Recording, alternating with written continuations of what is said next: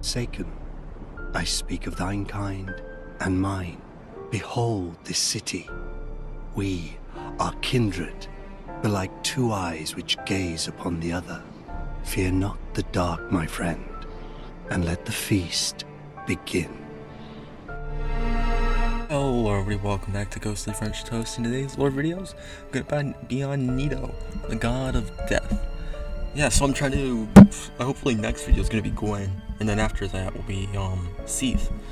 And then I'll have basically the entire, original, lords to say. I'm kind of excited about that. So yeah, enough dollaring around, let's dive on in.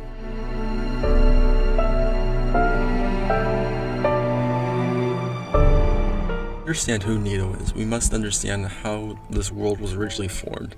In the beginning, there was just gray, crag fields, and basically dragons on the overworld. But underneath, there's humans and some kind of civilization to say. And that's when four powerful beings found the Lord's souls inside the flame. Nito, god of death; Gwen, lord of sunlight; Islith, daughter of and her daughters of chaos. And the furtive pygmy, so easily forgotten. And out of the four of them, Nito is probably the one we know the least about, because a runner-up to that would be the furtive pygmy, but we kind of have a basic idea of who he is and what his goals were. We believe he was Manus, all that kind of spiel. And that's kind of important to take note. The thing with Nito's just this mysterious being who I personally believe he doesn't really contribute to the fading flame and all that kind of spiel. Though that was Islith and Gwen's mostly, and kind of Seath, I would say, if you count Seath.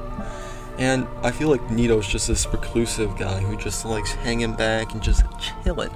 So Nito basically controls the death of this world. So if you die, you go to Nito. Nito's vibing. And we see Nito in the catacombs in the Tomb of the Giants. That's something also interesting. This might mean that Nito wasn't always a big hodgepodge of skelly boys. He might have also been some kind of giant, to say. And we can see with his body he was. And that's also an interesting thing, because we also know that Hawkwood Garth is a giant, to say, and most of the time giants weren't really made very appreciated in the world of Lorjan. And I don't know, that was just something I thought of while I was writing the script for this video. And going back to the lore itself, Nito basically just chilled for a bit. He had his covenant to basically go invade other worlds, all that kind of spiel for Eyes of Death, all that kind of, nothing too crazy. He's vibing. Until this man showed up, this man named Pinwheel. Ooh, he's a hell of a guy. And Pinwheel was basically, alright, so there was his father, and he tried to basically become immortal. And that basically combined his wife and his son all together into one person. And now his father's just trying to figure out how to separate them, because they're in so much agony from what we can tell. And that's also something to take note of, because I personally believe they were also a part of Nito's covenant.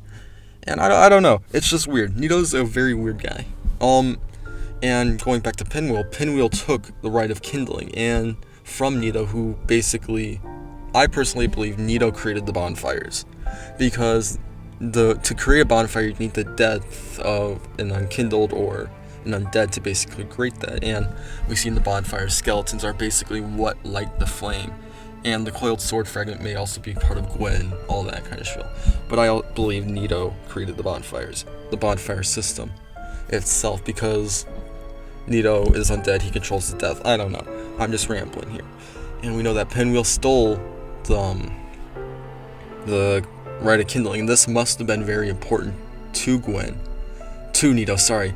He must have told Gwen or Islith that, hey, this guy named Pinwheel, right? He stole my rite of kindling, and that's not really cash money, to say.